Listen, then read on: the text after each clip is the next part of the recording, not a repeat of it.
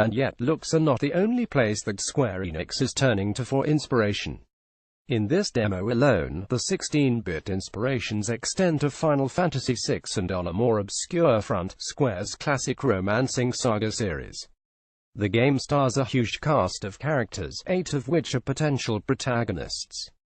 8 Octopaths you can travel through in the game. Get it? Don't change the title, Square Enix. We love it. You as a player are tasked with choosing the one who will be the star. Who you choose will affect the path you take through the game and the adventures you'll uncover, but the twist is that all 8 stories take place in the same world.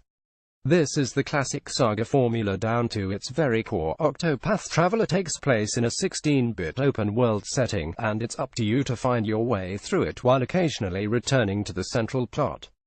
Pretty standard in this day and age, but in the early 90s, Saga was the only one doing this. Nice to see something else catch up. Luckily, Octopath Traveler isn't as obtuse as the Saga games, meaning you'll be able to navigate through the world and conduct yourself in battle at your own whims, not the whims of randomly generated numbers and fuzzily designated rules. This takes more from Final Fantasy in that it has a very classic approach to character progression and combat. Nice, simple, cut and dry. Only, it isn't without its own ideas. This is a modern JRPG after all, masquerading as a classic title, and it has to do something to show some evolution from the classics of yesteryear.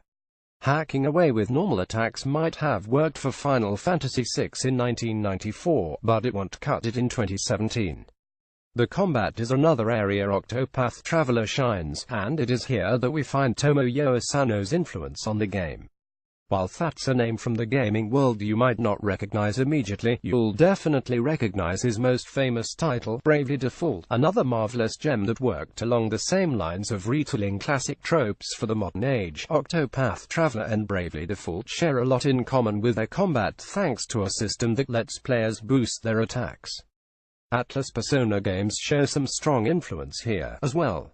If a character hits an enemy with an element or weapon it is weak against, it will break, meaning its defenses will be lowered and it will be stunned for a turn, a classic Persona mechanic. The difference here is that players will have to hit enemies an indicated number of times, whereas Persona only requires a single hit to stun enemies.